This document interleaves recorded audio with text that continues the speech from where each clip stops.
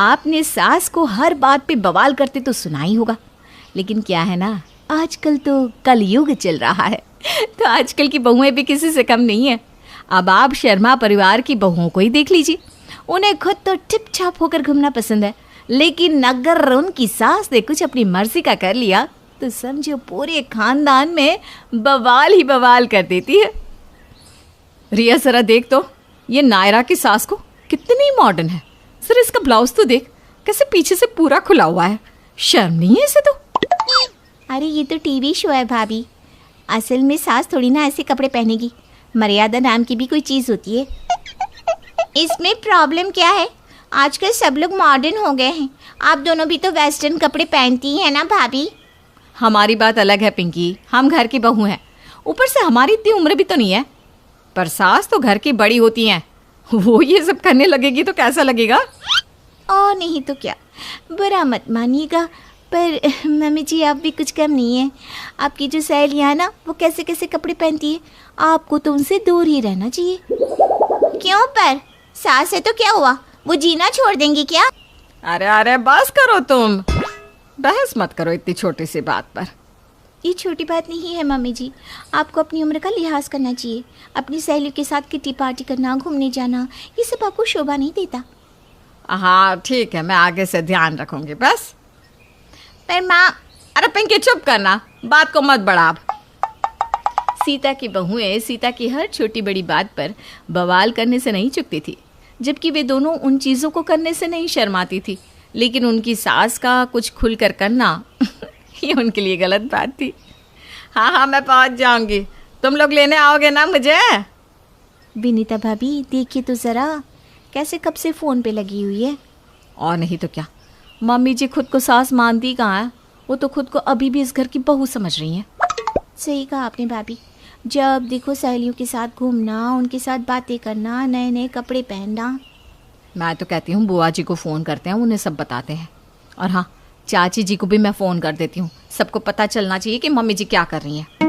विनीता और रिया हर छोटी बात को रिश्तेदारों को बताती थी, जिससे पूरे परिवार के लोग सीता को फ़ोन करने लगते। अरे दीदी, पर मैंने किया क्या है जो आप मुझे इतना सुना रही है? बस बस, इतने भोले बनने की ज़रूरत नहीं है तुम्हें, बहू ने सब बता दिया है। कैसे सारा दिन बस फ़ोन चलाती रहती हो, अपनी सहेलियों से बातें करती रहती हो, ये कोई उम्र है क्या ये सब करने की? ऐसा कुछ भी नहीं है दीदी, वो दोनों छोटी छोटी बात पर बवाल करती रहती है, कोई बड़ी बात नहीं है। ऐसे कैसे नहीं है, मैं तुम्हारी ननद हूँ सीता, इसलिए आगे से मेरे पास अगर ऐसी कोई बात आई ना तो मुझे तुम्हें फिर से समझाना पड़ेगा। जी दीदी, मैं आगे से ध्यान रखूंगी, आप चिंता मत कीजिए। ठीक है। सीता अपनी ननद कमला से बात करने के बाद फ़ोन रख ही रही थी कि उसी वक्त उसकी जिठानी सुशीला का फ़ोन आता है। हेलो जी भाभी, कैसी हैं आप? मैं तो ठीक हूँ, लेकिन तुम्हें क्या हुआ है? अब तुम सास बन गई हो सीता, अब ये बचपना छोड़ो, अपनी उम्र के हिसाब से सब कुछ किया करो। अरे भाभी, मैंने ऐसा कुछ नहीं किया जो सब लोग मुझे इतना सुना रहे हैं। मैंने तो सुना है कि तुम सारा दिन फ़ोन पे लगी रहती हो, घर में बिल्कुल भी ध्यान नहीं देती। तुम घर की बड़ी हो, तुम्हें घर में बहुओं पर ध्यान देना चाहिए, और तुम हो कि बचकानी हरकतें कर रही हो। जी भाभी, मैं आगे से ध्यान रखूंगी, आपको शिकायत का मौका नहीं मिलेगा आगे से। देखो, मैं तुम्हारी जिठानी हूँ, पूरे परिवार में सब लोग तुम्हारे बारे में क्या क्या कह रहे हैं, ज़रा ध्यान दो अपने बर्ताव पर। जी भाभी। रखती हूँ फ़ोन। सीता की बहुओं ने एक छोटी सी बात को इतना बड़ा बना दिया कि पूरा परिवार सीता को ज्ञान देने लगा। सीता भी अब पहले से ज़्यादा ध्यान दे रही थी कि ऐसी बातें फिर से ना हो। विनीता, आज शाम को मैं अपनी सहेलियों के साथ योग क्लास में जा रही हूँ, ठीक है? मुझे आने में थोड़ी देर हो जाएगी। ठीक है मम्मी जी, वैसे योग जाने से तो अच्छा है कि आप किसी सत्संग में चली जाती, वहाँ कुछ ज्ञान भी मिल जाता आपको। हाँ, इस उम्र में आपको अपना फिगर बनाने की क्या ज़रूरत है? सेहत का उम्र से क्या लेना देना। मैं तो कहती हूँ हम सबको योग करना चाहिए, यह तन और मन दोनों के लिए अच्छा होता है। चलो अब मैं चलती हूँ, मुझे देरी हो रही है। ये लो, इस उम्र में भी अपना फिगर बनाने में लगी हुई है। हमारी सास, इन्हें लोक लाज की तो कुछ पड़ी ही नहीं। हाँ नहीं तो क्या, इस उम्र में इन्हें भक्ति, भजन, भगवान का नाम लेना चाहिए, और ये है कि योगा और किटी पार्टी कर रही है। और फिर कहती रहती है मेरी बहुएं हर छोटी बात पे बवाल करती रहती है। और नहीं तो क्या, जब सास अपनी बहुओं की करतूतें बता सकती है तो बहुएं क्यों नहीं। विनीता और रिया तो जैसे बस मौके की तलाश में ही रहती थी कि कैसे वो अपनी सास को टोक सके। और जब उन्होंने देखा कि सीता घर वापस जींस में आई है तो इन दोनों ने तो जैसे पूरा मोहल्ला ही सर पे उठा लिया। तो ये करती है आप बाहर जाकर? हाँ मम्मी जी। अरे मैंने कहा ना, सलवार कमीज में योगा करना मुश्किल हो रहा था, इसलिए मेरी सहेलियों ने मुझे ये जींस दे दी और कुछ नहीं। जब देखो ये बहाने बनाने लग जाती हैं। सच क्यों नहीं कहती आप कि यहाँ से सीता बन के जाती हैं और बाहर गीता बन जाती हैं आप? बाहर जाकर अपना असली रूप बदल देती हैं, सलवार कमीज उतार कर जीन्स पहन के घूमती हैं। तुम दोनों ना बिल्कुल भी गलत समझ रही हो, ऐसा कुछ नहीं है। मैंने आज पहली बार ही जीन्स पहनी है और वो भी योगा के लिए। हाँ हाँ क्यों नहीं, आपको कौन कहने वाला है। पर मम्मी जी आपको ना ये सब शोभा नहीं देता। यूँ ऐसे दो बहुएं घर में हैं और आप जीन्स पहन के बाहर घूम रही हैं। और कुछ नहीं तो अपने बेटों की इज्जत का ही ख्याल कर लेती हैं आप क्यों इतनी छोटी सी बात पर बवाल मचा रही हैं? आप दोनों भी तो पहनती है ना जींस। मम्मी ने आप दोनों से तो कभी कुछ नहीं कहा। ये लो आ गई मम्मी की रक्षक बेटी। मम्मी जी आप जैसा चल रही है ना, ये पिंकी भी अपने ससुराल में वैसे ही चलेगी, देख लेना। इसके साथ हमारा भी नाम डुबोएगी ये। पता नहीं क्या प्रॉब्लम है आपको मम्मी से, जब देखो उनके पीछे ही पड़ी रहती हैं। हमें कोई प्रॉब्लम नहीं है अपनी सास से पिंकी, पर हमारी सास सास बन के रहे तब ना। उन्हें तो योगा करना है, जींस पहनना है, किटी पार्टी करनी है। बस अब तुम सब आपस में शुरू मत हो जाओ। मेरी गलती है, मैं आगे से ध्यान रखूंगी, आगे से कभी जींस नहीं पहनूंगी। बस देखा, हो गया ना इन्हें अपनी गलती का एहसास। अरे हम कब से वही तो समझा रहे थे इन्हें। और नहीं तो क्या, हम दोनों तो बस मम्मी जी का भला ही चाहते हैं और कुछ नहीं। हम नहीं चाहते कि कोई भी उन पर उंगली उठाए। हाँ उस दिन बुआ जी भी कह रही थी कि अगर सीता फिर कभी कुछ करे ना तो फैमिली ग्रुप में डाल देना, हम सब लोग मिलके उसे समझाएंगे। पर हमने ऐसा कुछ नहीं किया, क्योंकि फैमिली ग्रुप में बता देते कि मम्मी जी जीन्स पहन के बाहर घूमती हैं तो सब लोग इनका ही मजाक उड़ाते। अरे मैंने कहा ना आज के बाद से ध्यान रखूंगी, ऐसा दोबारा नहीं होगा। हाँ वैसे भी ना हमें बवाल करना पसंद नहीं है।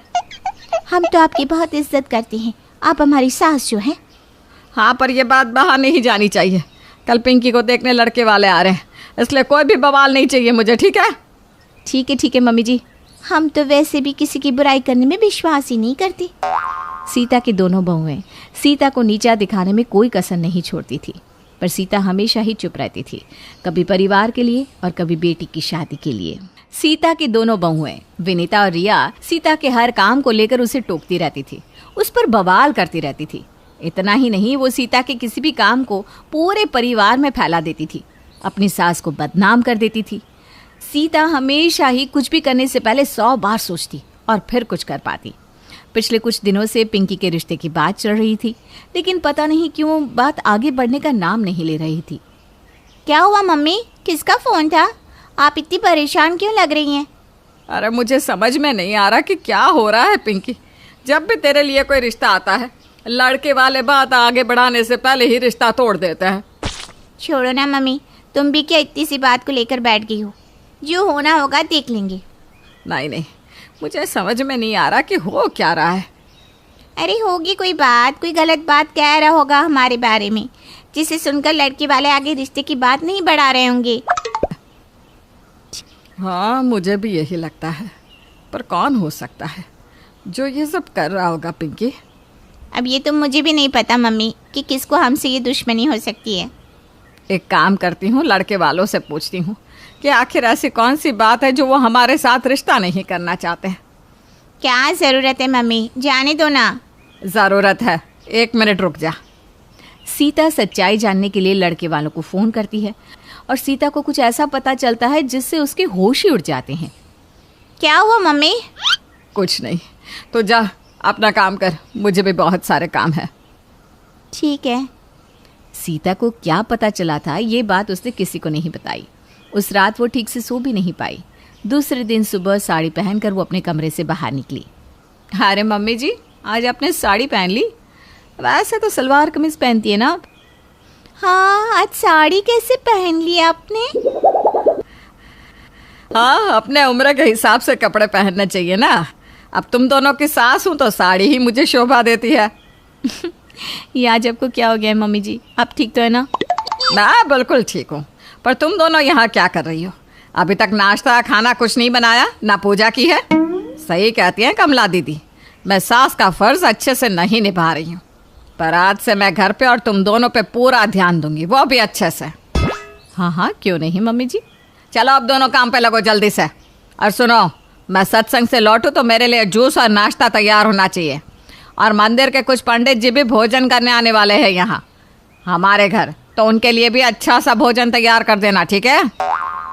मंदिर के ब्राह्मणों के लिए भी? क्या? अब क्या हुआ तुम दोनों को? तुम ही तो कहती रहती थी कि मंदिर जाइए, सत्संग सुनिए। अब क्या हुआ तुम दोनों को? ऐसा क्यों खड़ी हो? नहीं नहीं, अच्छा ही है ना मम्मी जी, हम बना देते हैं भोजन, आप होकर आइए सत्संग। ठीक है, आती हूँ मैं। तुम दोनों तैयारी करके रखना सारी। सीता मंदिर के लिए निकल जाती है। अरे आज मम्मी जी को क्या हो गया है? योगा से सत्संग में चली गई। कमला बुआ जी और चाची जी को बताए क्या कि मम्मी जी हमसे इतना भोजन बनवा रही है? अरे पागल हो गई है क्या? क्या बताएंगे उन्हें कि मम्मी जी साड़ी पहन के मंदिर गई है और हमें ब्राह्मणों के लिए भोजन बनाने को कहा है। अरे सब लोग सोचेंगे कि हम ही कामचोर हैं, जो इतना अच्छा काम भी नहीं कर रहा है। हाँ, बात तो आपकी सही है। अब बातें छोड़, चल काम पे लग जा, समझी? बहुत कुछ करना है। विनीता और रिया जल्दी से काम पे लग जाती है और ब्राह्मणों के लिए सब कुछ तैयार कर लेती है। सीता अपने साथ ब्राह्मणों को ले आती है और सब भोजन करते हैं। सारे ब्राह्मण खुश हो गए। चलो अब मैं भी नाश्ता कर ही लेती हूँ। हाँ हाँ, आप भी नाश्ता कर लीजिए मम्मी जी। पर ये तो ठंडा हो गया है, ऐसे गर्म करके ले आओ। और सुनो, मेरे लिए ताज़ा जूस भी बना देना। ठीक है मम्मी जी। ये मम्मी जी के नखरे आजकल बढ़ नहीं गए? अब सास है हमारी, हमें काम करने के लिए तो कहेंगी ना, इसमें हम कुछ नहीं बोल सकते। हाँ ये बात तो है, हम ही तो कहते रहते थे उनसे कि सास बनिए सास बनिए। अरे क्या हुआ, इतनी देर क्यों लग रही है तुम दोनों को? बस आ गए मम्मी जी। अच्छा सुनो, शाम को हमें रजनी मौसी के घर फंक्शन में जाना है, तो दोनों अच्छे से तैयार हो जाना। अच्छा, मैं अपना वो काला वाला सूट पहनूंगी। और मैंने तो अभी अभी मैक्सी ली है, मैं वही पहनूंगी। अरे नहीं नहीं, तुम दोनों साड़ी पहनोगी, और वो भी सर पे घूंघट डाल के, समझी? वहाँ पे बहुत सारे रिश्तेदार आएंगे, इसलिए कोई ज़रूरत नहीं है ऐसा वैसा कुछ पहनने की। पर क्यों मम्मी जी, हम पहले भी तो पहनते ही थे परिवार के फंक्शंस में। अरे पहले का मुझे कुछ नहीं पता, लेकिन अब मुझे अपनी गलती का एहसास हो गया है। मैं भी साड़ी पहनूंगी और तुम दोनों भी साड़ी पहनना, घूंघट करना। कमला दीदी की बहू भी तो यही करती है, यकीन नहीं तो पूछ लो फोन करके, लगा दूं फोन? अरे नहीं नहीं नहीं, हम समझ गए मम्मी जी, हम पहन लेंगे साड़ी, सर पे घूंघट भी रख लेंगे। ठीक है, अब जाओ काम कर लो घर का, फिर शाम तक तैयार भी हो जाना। ठीक है। ये मम्मी जी को क्या हो गया है? आज के पहले तो उन्होंने कभी हमें घूंघट रखने को नहीं कहा। आप ही चाहती थी ना वो हमारी सास बने, लो बन गई। अरे मैं तो बस उन्हें एहसास करवा रही थी कि इस उम्र में उन्हें वो सब नहीं करना चाहिए। जब वो योगा जाती थी तो हम आराम से काम करती थी, घूमती थी। उन्होंने कभी हमें कुछ भी पहनने से नहीं रोका। हमने आज तक इतना बवाल किया है कि अब वो पूरी की पूरी सास बन गई है हमारी। अब तो हम कुछ भी कह भी नहीं सकते, क्योंकि कमला बुआ जी और सुशीला चाची हमें ही दोष देंगी कि हम अपनी सास की बात नहीं मान रहे। और करो बवाल, अब तो हमारी जिंदगी ही बवाल बन गई है। तुम दोनों यहाँ खड़े होकर क्या खुसर पुसर कर रही हो? नहीं कुछ भी नहीं मम्मी जी, हम तो बस जा ही रहे थे। सीता के इस बदले बर्ताव से अब विनीता और रिया बहुत परेशान हो चुके थे, पर क्योंकि उन दोनों के रोज रोज के बवाल से ही तो ये सब कुछ हो रहा था, तो वो दोनों कुछ कर भी नहीं सकती थी। शाम को विनीता और रिया साड़ी पहनकर तैयार हो जाते हैं। फंक्शन में कमला बुआ और सुशीला चाची भी आए हुए थे। अरे ये क्या है विनीता, इतना छोटा ब्लाउज पहना है, पीछे से बैकलेस। वैसे तुम दोनों तो अपनी सास के बारे में बड़ा बोलती रहती हो, और खुद को देखो। और नहीं तो क्या, बड़ी तो बड़ी, छोटे को देखो, सिल्क की साड़ी पहन कर आई है, सर पे घूंघट भी नहीं टिक रहा उसके। तो वो कमला बुआ जी सॉरी। क्या सॉरी? अरे सीता देख नहीं रही तेरी बहुओं को? यही थी जो बार बार तेरी बातों पर बवाल किया करती थी, अब खुद को देखो। दीदी मुझे पता है, कि ये दोनों ही तो है जो बवाल करती है। ये दोनों ही है जिन्होंने मेरे बारे में लड़के वालों को कहा कि हमारी सास मॉडर्न कपड़े पहनती है, तो उसकी बेटी भी वैसी ही है। मैं सब जानती हूँ। तो तू इन्हें कुछ नहीं कहेगी? आज मैं इनसे नहीं, आप सबसे कुछ कहूँगी। एक औरत जब से शादी करके घर में आती है, उसके बाद पति की, सास की सुनती है, और उसके बाद अपने बच्चों की सुनती है, और उसके बाद जब वो सास बनती है तो अपनी बहुओं की सुनती है। मैं ये पूछना चाहती हूँ कि क्या एक औरत का अपना वजूद नहीं है? चाहे वो जींस पहने या सलवार, ये उसकी मर्जी होनी चाहिए ना, उसके घर वालों की तो नहीं। हम औरतें होकर एक दूसरे की गलतियों को बवाल करती रहती है, जबकि हम सब उसी चीज़ से गुजर रही होती हैं। मैं ये कहना चाहती हूँ कि आज के बाद मैं और मेरी बहुएं वैसे जिएंगे जैसे हम चाहते हैं, जैसे हम रहना चाहते हैं, और आप सब भी वैसे ही रहिए जैसे कभी आप रहना चाहते थे। खुलकर जो पहनना हो, किटी पार्टी करनी हो, नाचना हो, घूमना हो, सहेलियों से बातें करनी हो, जो भी करना है करो।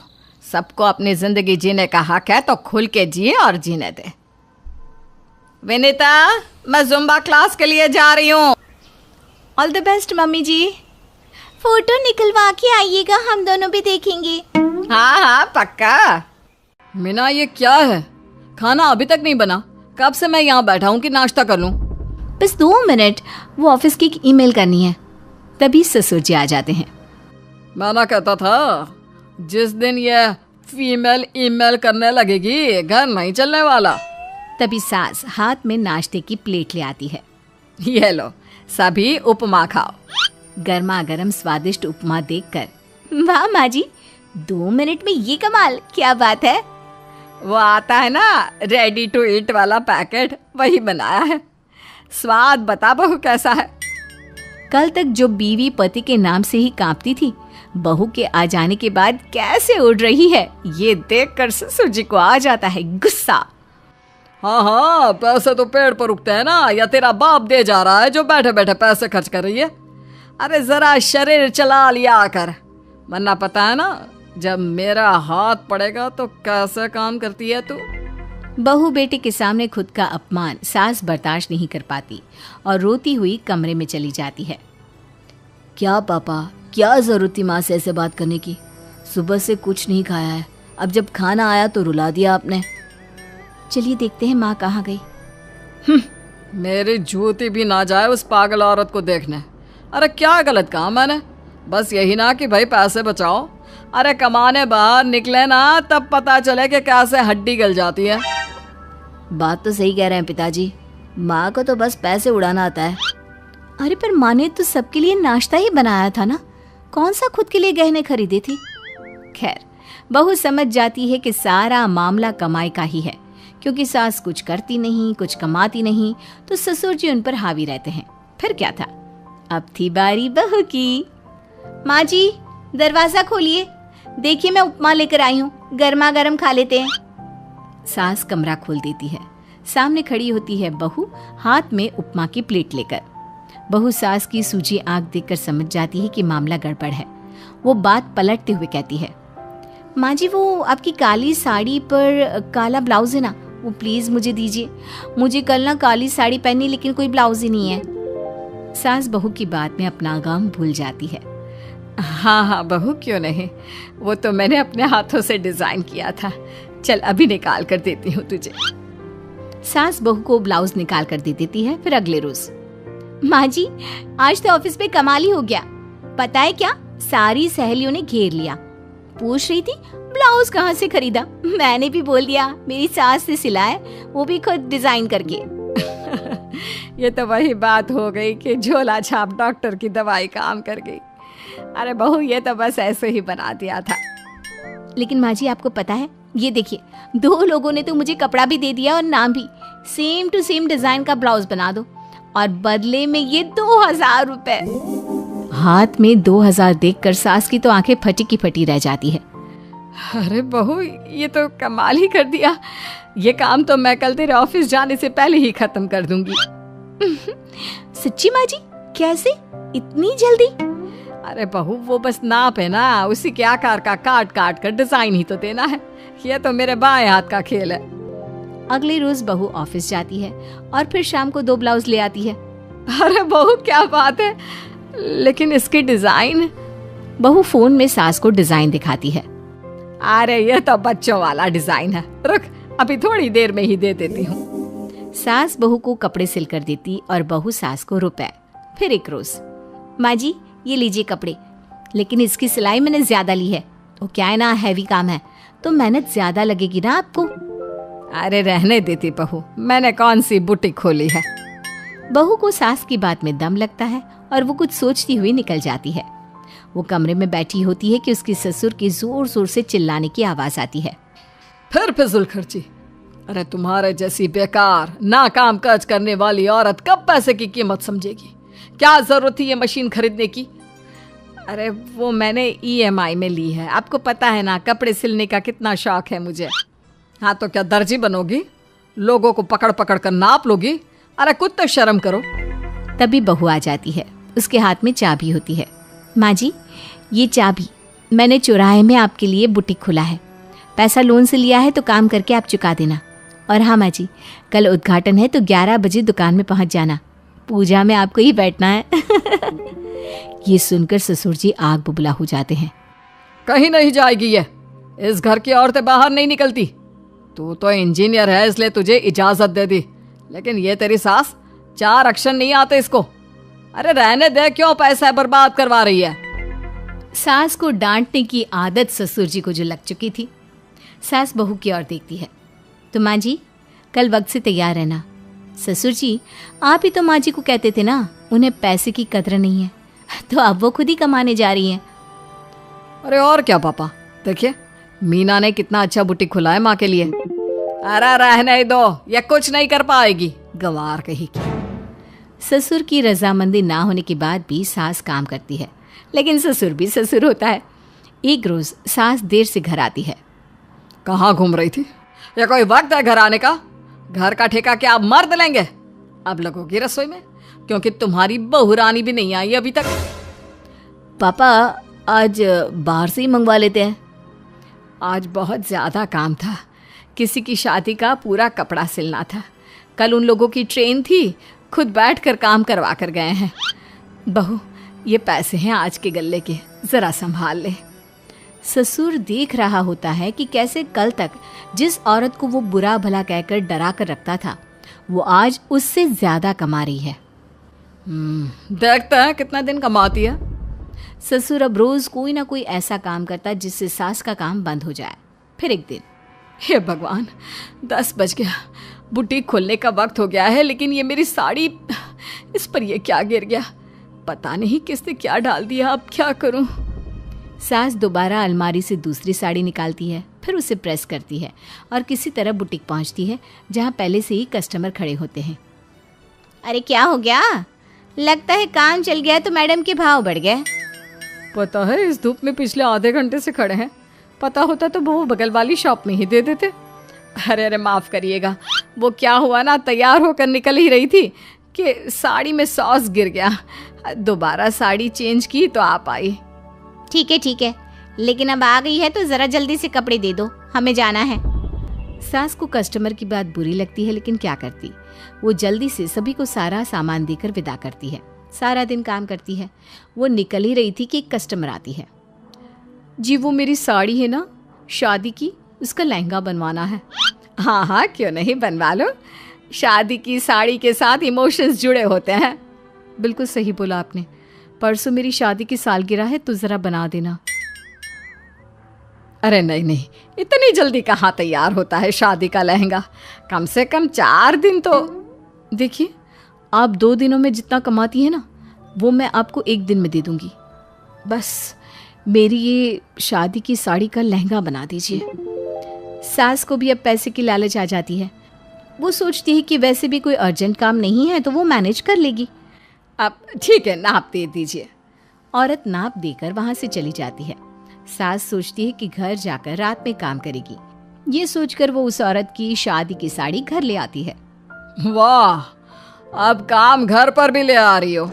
हाँ लेकिन घबराइए नहीं, घर के काम में कोई असर नहीं होगा। सास घर का काम करती है, बहू के साथ खाना बनाती है, खिलाती है और फिर क्या बात है सासू माँ, बड़ी जल्दी जल्दी काम कर रही हैं आज। सास बहू को सारी बात बताती है। क्यों माँ जी, इतनी भी क्या मेहनत करना? अरे बात सिर्फ पैसे की नहीं है, बल्कि उस बेचारी औरत की इमोशंस की भी थी। ये उसकी शादी की साड़ी है ना। ससुर पास खड़ा सब सुन रहा था। अब देखो, बहुत काम करने का शौक है ना, कैसे भरे बाजार तुम्हारी दुकान खुद तुम बंद करोगी। जब सास पूरी रात काम करके सुबह लेटती है, मौका देखकर ससुर कैंची से साड़ी को काट देता है। अगली सुबह, चलो कल आधा लहंगा सिला था, आज पूरा करके शाम को ही उसे उसका लहंगा सौंप दूंगी। लेकिन ये क्या, सास जैसे ही लहंगा उठाती है, लहंगा तो फटा होता है। वहीं ससुर छुपकर सास को देख रहा था। हाय रे, ये किसने किया? ससुर छुपकर हंस रहा था। बहू देख लेती है और ससुर के पास जाती है। पिताजी, आपसे ऐसी छोटी हरकत की उम्मीद नहीं थी। आप खुद ही दुकान बंद करेगी। ससुर वहां से चला जाता है। सास भी वहां आ जाती है। वो समझ जाती है कि उसके पति ने ही साड़ी पर कैंची चलाई है। लेकिन फिर शाम को, जी वो मेरा लहंगा तैयार हो गया? हाँ जी, मैं तो कहती हूँ कि आप एक बार लहंगा पहन कर भी देख ले। औरत लहंगा पहन कर आती है और खूब खुश हो जाती है। अरे ये लहंगा है ना अंकल जी, कमाल का, आंटी जी ने बनाया है, बिल्कुल लेटेस्ट डिजाइन। औरत सास को ढेर सारे पैसे देकर चली जाती है। लेकिन मैंने तो ये औरतों का फैशन है, कहीं से सिल दो या कहीं से काट दो, फैशन ही होता है। चलिए शाम का खाना मेरी तरफ से, आज आपका जन्मदिन है ना, रिटर्न गिफ्ट तो बनता ही है। पिता बेटी के लिए वो आईना होता है जिसमें वो अपने होने वाले पति का अक्स देखती है। लेकिन क्या हो जब पिता राकेश जैसा हो? सुनो तुम दोनों माँ बेटी, साफ साफ कह रहा हूँ, मेरे घर में रहना है तो ये रोज का रोना धोना नहीं चलेगा। और तुम्हारी तनख्वाह आई नहीं अभी तक, पनवाड़ी पैसा मांग रहा था महीने के। पनवाड़ी की पड़ी है, और जो सिम्मी की स्कूल की फीस के लिए बार बार फोन आ रहा है वो, और राशन की तो हालत ये है कि एक और दिन देर हुई तो भूखे सोने की नौबत आ जाएगी। अरे बस, ज्यादा फालतू के खर्चे ना गिना। और हाँ, ये शिफ्ट डबल क्यों नहीं करती तुम? ऐसे एक शिफ्ट के ही लेकर आती है। राकेश की बीवी संध्या की जिंदगी हमेशा से ऐसी नहीं थी। अच्छा खासा कमाने वाला राकेश, उसके साथ संध्या की शादी हुई थी, लेकिन गलत संगत ने उसे कुछ ऐसा बिगाड़ा कि वो आज तक खड़ा नहीं हो पाया। दोनों की एक प्यारी सी बेटी थी विभा। विभा पढ़ने में होशियार, लेकिन घर के माहौल की टेंशन उसके चेहरे पर साफ दिखती। स्कूल में विभा की सहेली कहती है, तुमने मैथ्स लिया है, ट्यूशन कहाँ जाओगी पढ़ने? मैं कहाँ ट्यूशन, माँ घर का खर्चा ही बहुत मुश्किल से निकाल लेती है। विभा सारा दिन पढ़ती, मैथ्स के सम्स लगाती। ठीक ठाक नंबर से पास हुई विभा के सामने आगे की पढ़ाई की चुनौती आकर खड़ी हो जाती। अरे लगाओ इसे भी काम पर कल से, इसे फैक्ट्री ले जाना। अरे कुछ नहीं तो धागा काटेगी बैठकर। इस बात पर माँ को आ जाता है गुस्सा। मेरी बेटी धागा काटने के लिए पैदा नहीं हुई है, वो आगे पढ़ेगी। ये मेरी जिम्मेदारी है कि कैसे पढ़ेगी। आप इस पर दोबारा बात नहीं करेंगे। अब विभा की माँ ने 2 शिफ्ट में काम करना शुरू कर दिया। अब विभा की पढ़ाई का खर्चा माँ 16 घंटे काम करके निकालती, लेकिन पिता का हाल वैसा ही रहता है। एक दिन पड़ोसन कहती है, अरे विभा की माँ, क्या बात है, अब तो दिखाई देना ही बंद हो गई। अरे विभा की माँ, तेरे जैसा पति तो भगवान सबको दे। भाई साहब घर का खाना बनाते हैं, बर्तन धोते हैं, चाय बनाते हैं, मानना पड़ेगा। हाँ, वो इसलिए क्योंकि अंकल की तरह पापा 16 घंटा काम नहीं करते। वो सारा दिन आप लोगों की तरह घर का काम करते हैं, बीच में आराम करते हैं, टीवी देखते हैं और बाहर टहलने जाते हैं। लेकिन माँ सारा दिन फैक्ट्री में काम करती है। वो दिखाई इसलिए नहीं देती क्योंकि 2 शिफ्ट में काम करती है मेरे लिए। अरे हाँ हाँ ठीक है, ऐसा भी कोई महान काम नहीं कर रही तेरी माँ, बड़ी आई माँ वाली। माँ को बेटी पर गर्व होता है कि कोई तो है जो उसके साथ खड़ा है। विभा कोशिश करती है कि जल्दी से पढ़ाई करके माँ का हाथ बटाए और उन्हें काम ना करने दे। लेकिन कहते हैं होता वही है जो होने में लिखा होता है। विभा की माँ की मृत्यु हो जाती है और अब घर की जिम्मेदारी विभा पर आ जाती है। देख विभा, मुझसे तो काम होगा नहीं, माँ भी नहीं रही तेरी, तो पढ़ाई कैसे होगी ये अब तुझे ही सोचना है। कोई ना पापा, सोचते हैं कैसे करना है, आप घर जाकर सो जाओ। विभा अब नौकरी के आवेदन देती, इंटरव्यू पर जाती, लेकिन कोई तरीका नहीं बन पा रहा था।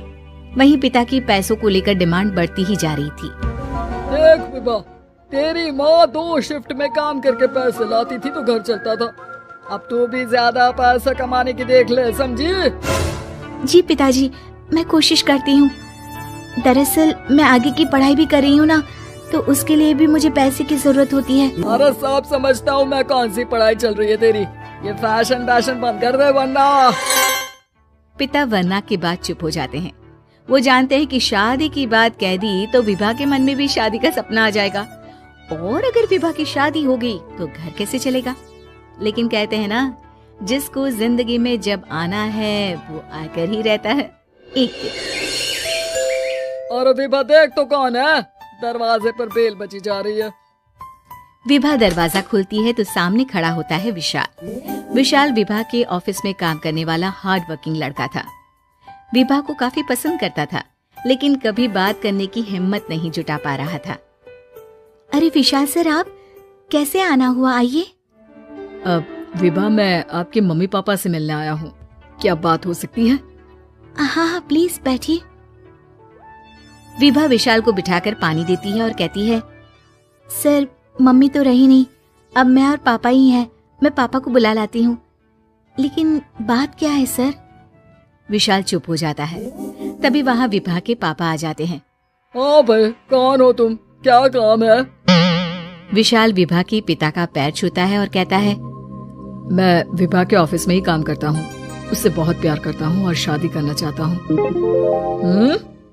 अरे नहीं करनी हमें विभा की शादी, बताओ फिर क्या? विशाल को पिता की बात समझ में नहीं आती।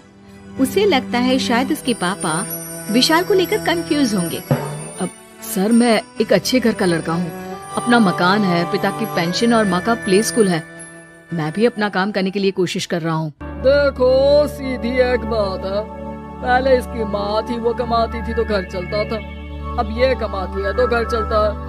समझ लो सोना देने वाली मुर्गी को कोई घर से निकाल दे तो खाएगा क्या? अरे वही हालत है मेरी, मैं तो इसकी शादी करने की सोचूं भी ना। विभा पर्दे के पीछे खड़ी सब सुन रही होती है। वो समझ नहीं पाती है कि पिता के इस फैसले से खुश हो या दुखी, लेकिन पिता का फैसला और उनकी बात भी विभा को सही लग रही थी। अगले रोज ऑफिस में, विभा, कल तुम्हारे घर आकर मेरी नजरों में तुम्हारी इज्जत और बढ़ गई है, मानना पड़ेगा, आज के समय में भी ऐसी लड़की हो सकती है। विभा का अब विशाल को देखने का नजरिया बदल चुका होता है। उसे भी विशाल से प्यार होने लगता है, लेकिन बेचारी करती भी तो क्या। विभा, मैं इंतजार करूंगा, पर शादी तो मैं तुमसे ही करूंगा, चाहे जो भी हो जाए। अच्छा, कभी किसी भी तरह की जरूरत पड़े तो एक दोस्त के तौर पर जरूर बताना, ठीक है? विभा वहां से चली जाती है, लेकिन जब वो शाम को घर पहुंचती है तो घर में एक अधेड़ उम्र का आदमी पिता के साथ बैठा होता है। पिता के सामने ढेर सारे रुपए रखे होते हैं। देखो विभा, ये रमेश बाबू है, शहर में बड़ा नाम है इनका। पहली बीवी की तो मौत हो गई, लेकिन अब बच्चों की खातिर शादी करनी जरूरी है तो तेरे साथ रिश्ता करना चाहते हैं, और मैंने तेरी शादी रमेश बाबू से तय कर दी है, समझी? और मेरी चिंता मत करना, जितना कमा कर तू 1 महीने में मुझे देती है उसका 3 गुना हर महीने ये मुझे दे दिया करेंगे, लिखित में बात हो गई है। विभा रमेश बाबू की तरफ देखती है। पिता से बस थोड़े से ही छोटे दिखते हैं। वो अंदर चली जाती है और पिता पैसे लेकर मेहमानों को विदा कर देता है। पापा, मैं इस बूढ़े आदमी से शादी नहीं करूंगी, अच्छा होगा आप मुझे यहीं रहने दे, मैं कमा कर खिला तो रही हूँ ना आपको। इतना कम पैसों में क्या होगा, ये मुझे 3 गुना ज्यादा पैसे देगा हर महीने। और मेरी खुशी, उसका क्या पापा? देख विभा, ज्यादा फिल्मी बात है तो मत किया कर मेरे साथ, समझी? जो फैसला मैंने ले लिया है वो फाइनल है। तेरी खुशी से मुझे कोई मतलब नहीं है, तू जिए या मरे। विभा को पिता के मुंह से ये बात अजीब लगती है। वो अगले दिन ऑफिस जाती है और विशाल से शादी की बात कर उसे सारी बात बता देती है। विभा, मैं आज ही शादी करने को तैयार हूँ। फिर क्या, पूरे रीति रिवाज से विशाल के माता पिता के सामने विभा विशाल से शादी कर लेती है और पिता से आशीर्वाद लेते हुए कहती है, पापा, मैंने शादी कर ली है, लेकिन आप चिंता मत करिए। जो पैसे मैं आपको दे रही थी वो मैं बाद में भी देती रहूंगी, लेकिन मुझे अब अपने बारे में भी सोचना है, क्योंकि ये मेरी जिम्मेदारी है।